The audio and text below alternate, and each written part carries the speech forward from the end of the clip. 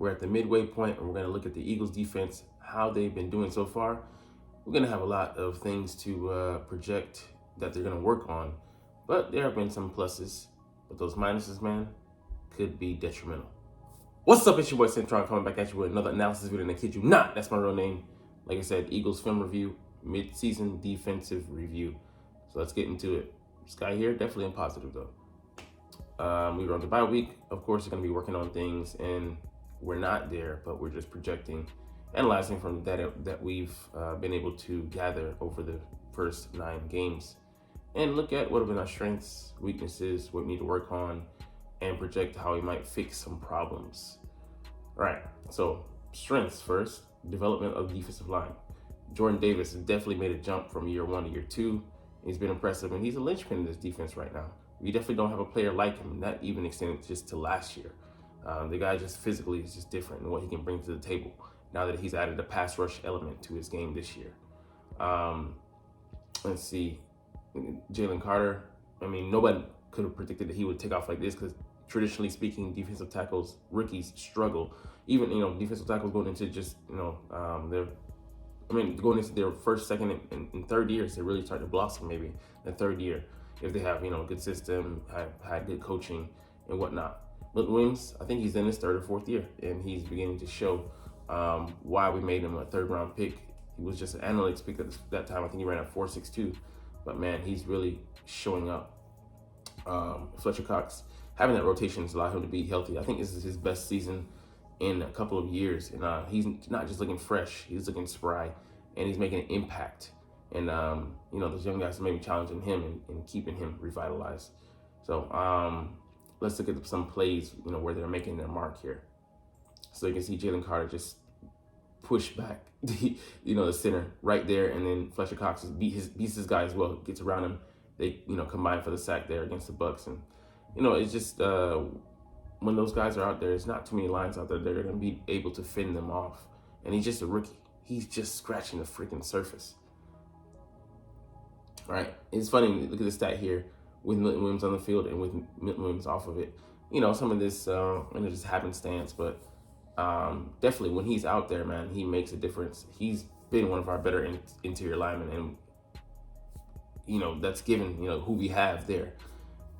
It's not a drop off when he's on the field at all. Let's just see here what he does. He fights a double team here, and it beats it. Gets to the running back Bolden and is able to get him down. And the guy's a hard charging guy. Just shows you the talent he has there, and he's not just chopped liver, a reserve coming out there to play. He's giving you quality snaps and then some. All right, starting edge rushers, Hassan Reddick and Josh Sweat. The only thing I say with them, they're playing a lot, man. 70 to 80% of the snaps. We gotta get rotation going, more of a rotation. We'll get into that a little bit later, but man, these guys, not just as of late, but Reddick has been playing well, especially the run game early on. But once he got the cast off, he's able to cast off his doubts, and he's been able to get to the quarterback, leading us right now, I think, with 7.5 sacks. And Sweat is right behind with 6.5, and both these guys are as closers as well. Josh Sweat had that sack to end that game. But first, let's get to against the Cowboys. But first, let's get to Reddick here to end the game. You can see it's thematic here against the Rams here. He's just coming off the edge and just explodes right into Stafford, helping us out there on the back end where we're compromised. Because when the pass rush is able to get home, we're able to cover up some of our blemishes, our mistakes on the back end, because we haven't been perfect there. Secondary dealing with some continuity issues, injuries, and just subpar play. James Bradbury, he's taken a step back this season. Slay's been okay. He's been solid at times, but okay at times, and then played poorly at times. But we'll see what those guys are able to do. But man, having a pass rush like that to bail you out, it's a great stimulus package. Let's see. Yeah, Reddick at the end of games. Sweat, 4th in the NFL in pressures with 50. It was tied with Micah Parsons going into the bye, and 21 fourth quarter overtime pressures. It's just crazy. how consistent he's been. He's risen his game to another level again this year. Might be set to have another career high in sacks with 6.5 so far. He had 11 last year and he missed the last game. All right, the run defense. Obviously, we've been a lot better. The run discipline, gap discipline was very poor. I will say last game against the Cowboys, we got to Dak, but when we got to him, we didn't finish the job, maintaining the gap discipline, rushing lanes. We were just rushing too far upfield. He would just escape, leak out the back end. So hopefully we can be better against Patrick Mahomes, another slippery runner who likes to, this year at least, make use of his legs and move around the pocket to buy extra time. We'll see how that goes. But he's a crafty guy in that regard, as we saw also in the Super Bowl last year. But yeah, it's been different this year. We've been aggressive. Linebackers are flowing to the football, getting downhill. And last year, they were too passive, playing in pass coverage. And you got to believe they're being coached, to play that way. So I like what Sean Desai has done. Yeah, you got to give him credit. So let's look at Cunningham, number 52 here, the way he's just flowing to the ball. Beats the guard and he keeps going, filtering through the trash, and then he makes a tackle there on the backside where he should have been counted out, but guard didn't take care of business, and that allowed him to flow, keep going, pushing towards the play, not giving up on it. So he's been excellent in run support, and arguably our best linebacker this year. All right, so specific game plans.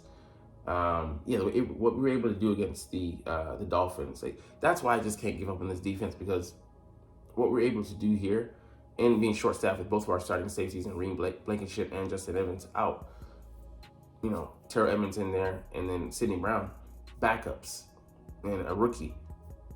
It just speaks to the potential of this defense. Like I said, we just need to game plan better, have better discipline, and better execution.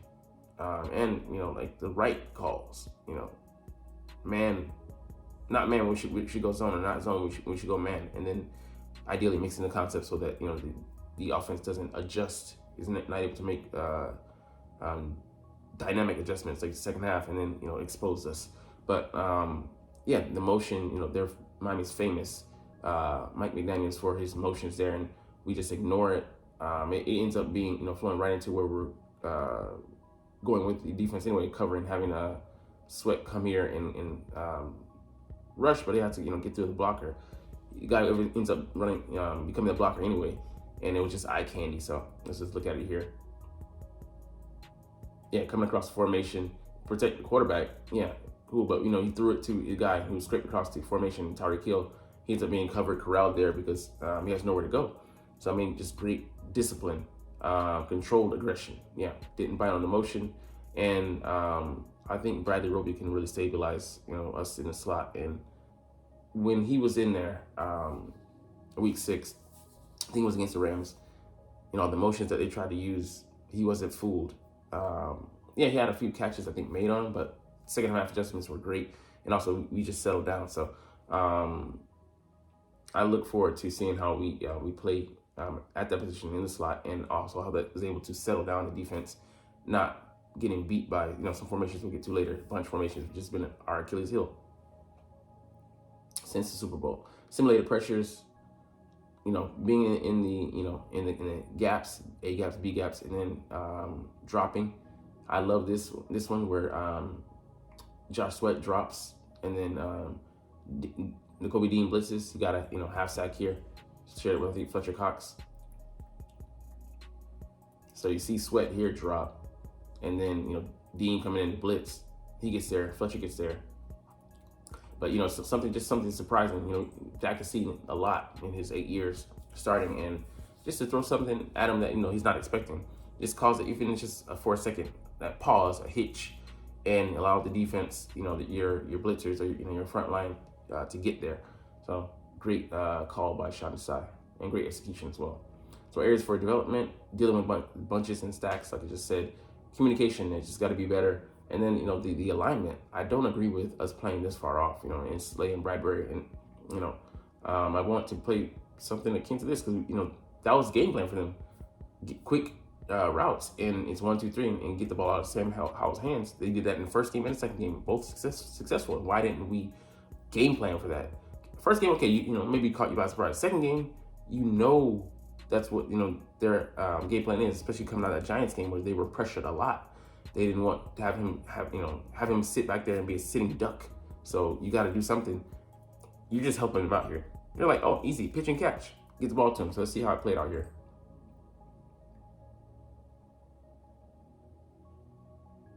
1, 2, 3. I mean, a little bit of a hitch there, but he's able to get that ball out to him.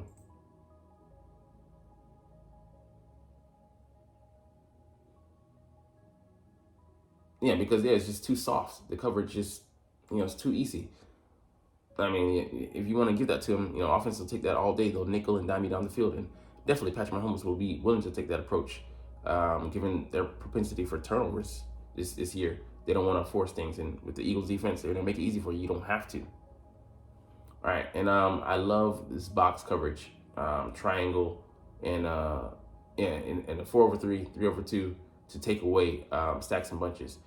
If we can employ more of this, play zone defense. I believe zone defense is our best bet, depending on the week, But I believe we have the capability to do both. So I don't believe we have to commit to either one.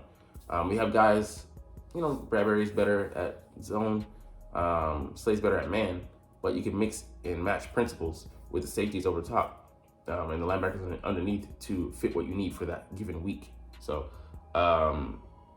some triangle defense. I couldn't find Cooper Kupp. I can't by his alignment. I'm thinking that it's him at the top here. So, but you see on both sides, I think it's a triangle defense, but to box to cover, and it's great call by Sean Desai. Allows them to cover at 3 levels instead of getting caught up. You cover here, you cover here, you cover here. Take away those looks, and then there's guys in the area as well to rally. So a great concept, to handle guys, which is why it's confounded for me why we didn't call such things for CeeDee Lamb. We allowed him to go for we allowed him to go off for 11 catches for a $191. It's just insane. Why would you commit those resources? If you're gonna get beat somewhere else. Personnel packages, just knowing your personnel, not just what we do best, but best guys to fit what they're offering to take away. Because obviously this week is gonna be Travis Kelce. It's him, and then it's a big separation between him and number 2. Rashee Rice is their next best option, but he's still, I think, a rookie and not yet dependable.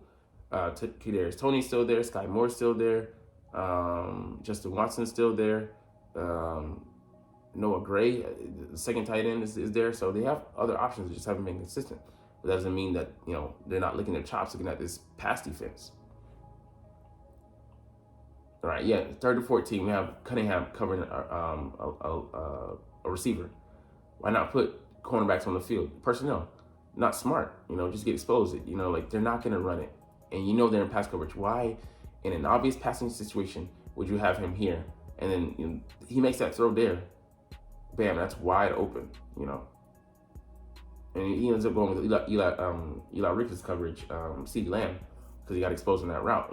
Dak saw that, probably, he's trailing, throw it to him. But it could have easily been over the middle and got just as many yards, if not more. All right, handling star wide receiver, just talked about this. Cooper Kupp was allowed to go for 8 for 115 until they adjusted halftime. Justin Jefferson, 11 for 159. Thankfully it didn't hurt us. But yeah, just the approach to him, letting him have the catches. CeeDee Lamb, like I said, free access. Give a guy like him a 5-way go. He can go left. He can go right. He can go just straight up the field, get an angle in and out. To the right and to the left. That's tough for a guy in space, especially guys that aren't accustomed to that amount of spacing. Then Eli Ricks, who's an outside guy, and Sidney Brown, who's more like a box safety at this point in his career. Just not smart. So we have to put our guys in the best position to succeed.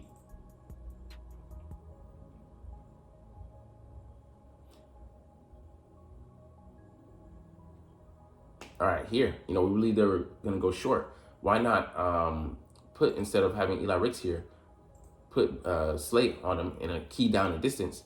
He gets fooled there.